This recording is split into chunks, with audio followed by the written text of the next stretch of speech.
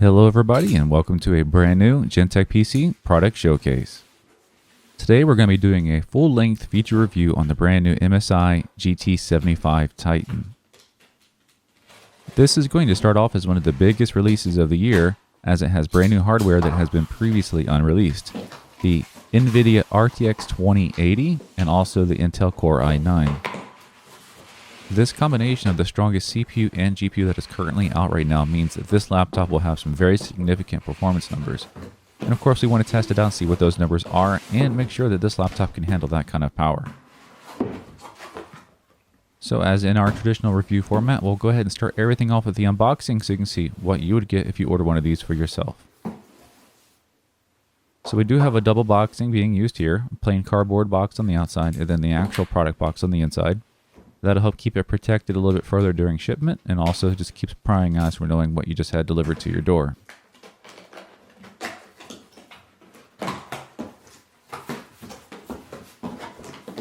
So nothing fancy with our box here. It's pretty much a plain MSI colors box. And we do see that we have our laptop self-contained with some extra padding around the edges.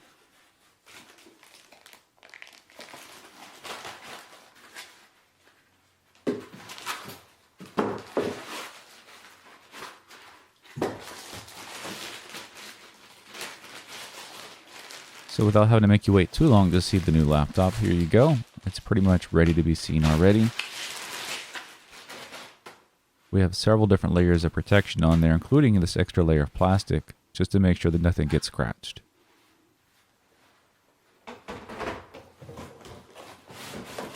Now for the accessories box. It's actually got quite a bit of heft to it because there's a lot of power equipment inside of here. So as you can see at the top left and right corners, we have two different power banks, and that's going to be responsible for powering the laptop.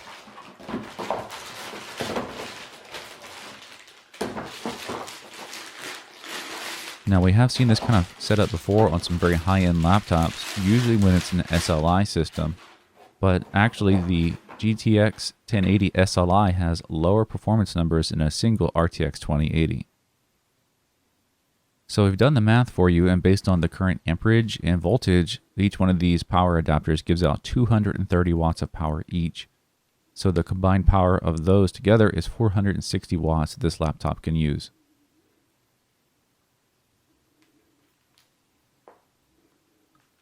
So with the power adapters set aside, let's go back into our accessories box and see what's left. Now this piece is the actual coupler that will piece those two separate power adapters together and allow that laptop to have all that power in one connection.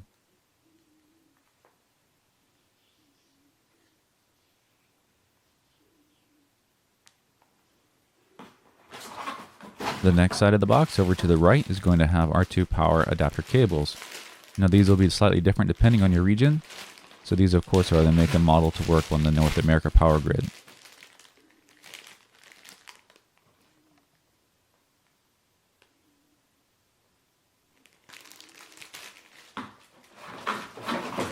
And lastly, on the left side of the box, we have the standard affair, warranty information, driver information, and actually a couple of extra screws in here as well, which we'll assume is to help mount a 2.5-inch disc in the laptop. And alright, that's everything out of the box. So the unboxing phase of the review is complete, and it's time to move on to the next phase. Let's take a first look at the laptop. So here it is live and in person with all of its glory, the MSI GT75. Now as you can see, the looks have not changed too much as compared to the former MSI GT models. They went for more of an upgrade on the hardware and not so much the outside looks. While we're taking that first look, let's look at the interfaces as well. RJ45 for network connectivity, mini display port, Thunderbolt port, HDMI, and our power connectivity on the rear of the unit right in the center between those two very large exhaust vents. Now moving over to the left side of the laptop, we have three USB 3 ports right in a row and a very interesting array of four 3.5mm audio connections. If you're into streaming with this monstrous gaming rig, that might come in handy because you have a line in, a line out, a microphone in, and your headphone out. And of course, lastly, over to the right hand side, we have two more USB 3.0 ports and our SD card reader. Alright, now it's time to open up the laptop and take a look at what's on the inside. So the cloth between the keyboard and the screen is something you keep. That's going to be a dust cloth, so you can use that to wipe off smudges and dust. You can see our sticker badge in the bottom right hand corner that has some of the advertisements for this amazing laptop. The Dynaudio speaker system, the killer wired and wireless, the 4K screen. There's quite a bit of technology that's going to go into this laptop, and of course we'll get into those details as we move along in the review. Some people will find this very satisfying as we peel the plastic away and reveal the nice clean interior.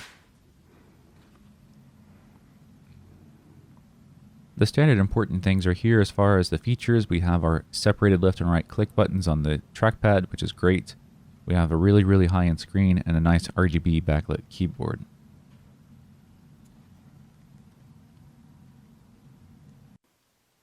So without any delay, let's move into the next part of our review, and that's going to be the weight and scale. So the laptop by itself will set you back 9 pounds and 12 ounces, so just short of 10 pounds. And of course, you're not going to go too far without your power adapters, which is going to cost you an additional 4 pounds and 8 ounces. So altogether, over 13 pounds of everyday carry weight.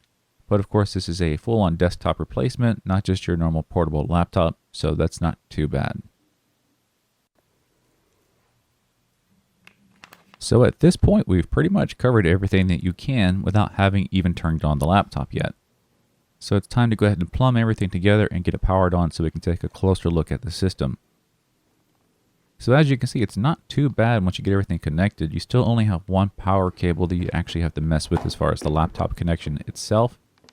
And that's not too bad, especially if you're going to leave these plugged in one place and only have to disconnect and reconnect the laptop on a regular basis. So we know the weight from earlier, but now we want to know the scale. So we do have coins up here to show you the scale as far as actual comparison, and a ruler for the actual measurements. Now the rear of the laptop stands about 2.5 inches tall, and the front of the laptop about 2 inches tall. You can see there's a pretty good amount of space between the tabletop and the bottom of the laptop, and that's going to be really good to help get airflow up underneath of it and help cool all this powerful hardware. So the first place that we want to go before we go into Windows is going to be the System BIOS. That way we can show you what kind of features you have available to you. Here is the storage area where we have plenty of PCIe connectivity and some SATA connectivity. Memory information here as far as 4 DIMMs being available, one populated with 16 gigabytes, but it does support up to 128 gigabytes of RAM in total. Here's the CPU technologies, including virtualization technology, so you can turn this into a very good virtual machine host. For some advanced CPU configuration, we also have the ability to manually override the fan speed and do BIOS level overclocking with our unlocked CPU. Next up is going to be the boot order selection. By default, we are always booting to the USB first and then to our hard drive. And that pretty much covers the BIOS. So moving along to the next segment of the review, now we're going to cover the running state of the laptop. You can see that beautiful RGB backlit keyboard now powered on. And all that is going to be controlled through the MSI supplied software. So this software comes loaded with a ton of different presets, and we're just cycling through a few of them right now. Now, if you can't find something that you like as a preset, of course, you can go in there and do a full customized palette of colors.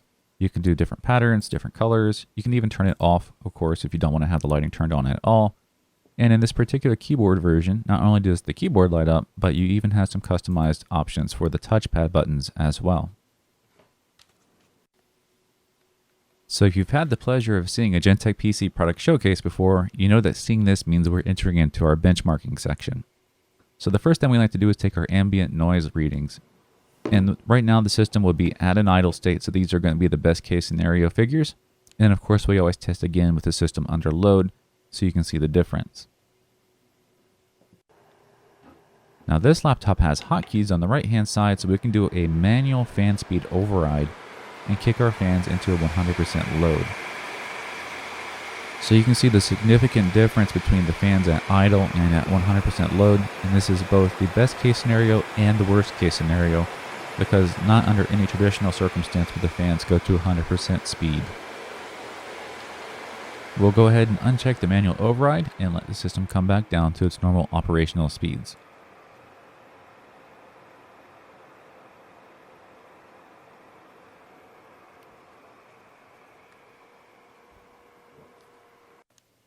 Alright, so if before the review you didn't take a sneak peek at the specs, here they are as reported by the device manager. Now, of course, the big reason to come here and look at this laptop is the NVIDIA RTX 2080 paired with the Core i9-8950HK. So we have top dog CPU and GPU. That's going to be on the backbone of a nice motherboard with tons of storage capability, memory capability, killer wired and wireless networking, and we have an option of 2 different monitors. This is the 144 Hz refresh rate, 3 millisecond response time 1080p monitor, or you can opt for a higher resolution 4K monitor as well. Both of the monitor options will support the NVIDIA G-Sync technology, and that's going to help prevent any kind of screen tearing while you're doing your 3D gaming. Real quick, we just wanted to circle back to the keyboard and touchpad. We did show off all the colors in the software earlier, but now just to show you the usability. The left and right click buttons being separated on the touchpad is a pretty big deal. It does make it much easier to use. The keyboard itself is that low profile chiclet style keyboard with the arrow buttons integrated into it. This is going to be known as the SteelSeries Engine 3, and it has 24 programmable colors with it. Alright, so now we're about to move into the actual synthetic benchmarks. We want to get our baseline temperatures here. Now you can see about 65 degrees Celsius or so on the CPU, and our GPU is currently at 41 degrees Celsius.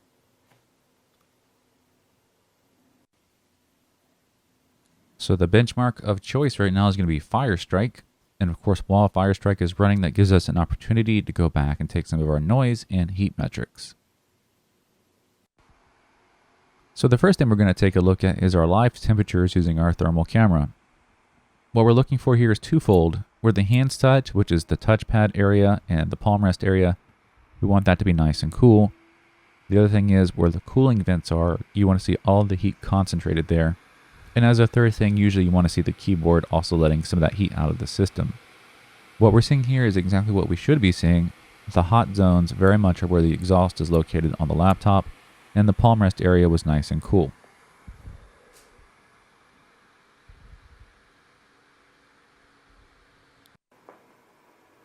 So while Firestrike is still running, this gives us a chance to go back and take a second look at our noise levels and see how those fans have handled this extra additional load on the system. And actually, it's not too much higher than the idle. The system has a pretty robust cooling system. We'll see our final temperatures here in a moment, but the noise levels have gone up from about mid 30s to upper 40s to low 50s. So Firestrike has finished, and it's checking in with a score of 21,088 points. So that is a super high, a very impressive score. Let's go check our temperatures. Now the CPU got pretty warm in the lower to mid 90 degrees Celsius range for the CPU. And let's go check out our GPU. Now the GPU only got up to 70 degrees Celsius, and that is a very impressive GPU temperature, especially considering this is a high-end card. Now we'll take a closer look at the cooling system later on in the review as we disassemble the laptop, but for now, let's move on to the next benchmark. So here is Cinebench R15, and we'll go ahead and let that run through its entire loop, and we'll check in at the end and see what kind of frames per second that we're getting.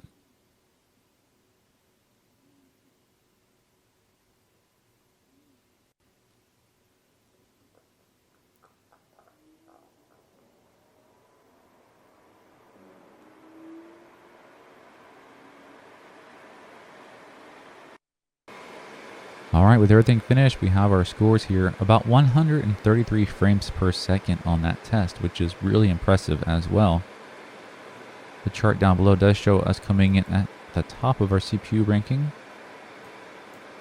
and at the very, very top of our OpenGL video card rating.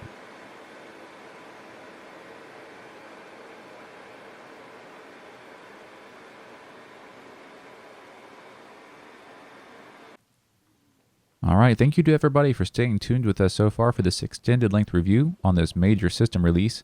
Now we're getting into the final part of the review, which is going to be the system disassembly. All you would really need to do to complete this task is a standard set of precision screwdrivers and a careful hand. So as you can see, a total of 5 screws was holding on the back plate, and that would give us the internal access to the system. Now the standard precautionary statement applies here. As a brand new system that you just purchased, opening it up can void your warranty, and you wouldn't want to do that on a new system. So the best thing to do is during the checkout process, you can always customize your order if you want any upgrades to be done, and we can do those upgrades for you and keep them covered under your warranty. That said, as we cover the layout of the system, we'll kind of go over some of the maximum configuration options.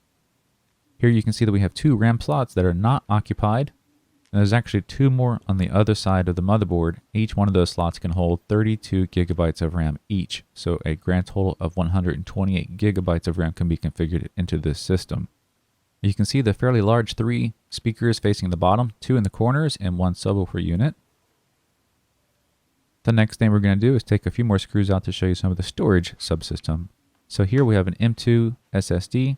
You can see you can hold 3 here and 2 more over to the side. So a grand total of 5 of these can be configured into the system. There's also space underneath for a standard 2.5-inch disc as well. So that gives you the capability of loading up the system with 6 pieces of individual storage media. Given the current generation's top M2 SSDs on the market, both the capacity and the speed, that means that the GT75 can be configured for pretty much anything you want to throw at it as far as storage. So our next level of disassembly involves taking out a lot more small screws, and then now we can take the heat pipes off and our cooling fans off to get deeper down into the motherboard and show you how these heat pipe setups look.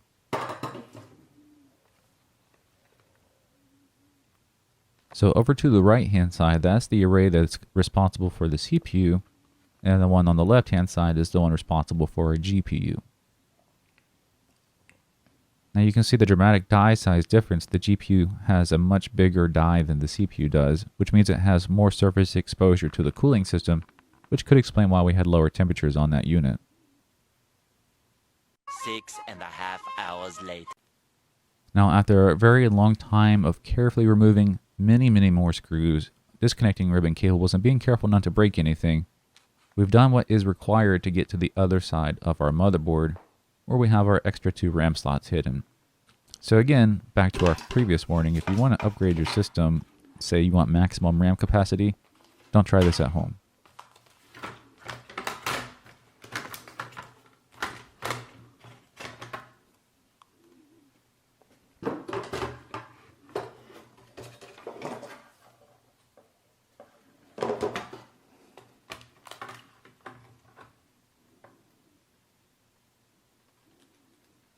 And after much time and much work, here we go, the coveted hidden RAM slots on the other side of the motherboard. So with our disassembly complete, that also means that our detailed review of the MSI GT75 Titan is also going to be complete. We just want to kind of wrap everything up in summary here and say that we hope you enjoyed the video, found it entertaining, educational, and useful in some way. So if you find yourself interested in the GT75, of course, the next steps to take is to go get the full details on the unit down in the video description. We have the product page link where you can see the full product specs listed out for you and the current pricing and availability. If the product page alone can't answer any of the questions you might have, then feel free to ask those down below in the comment section and we'll answer those questions for you and everybody else. And Gentech always has one-on-one support available for you by email or by phone, so feel free to contact us if you need some personalized help. So once again, we just want to remind everybody, this was Gentech PC, and we'll see you next time.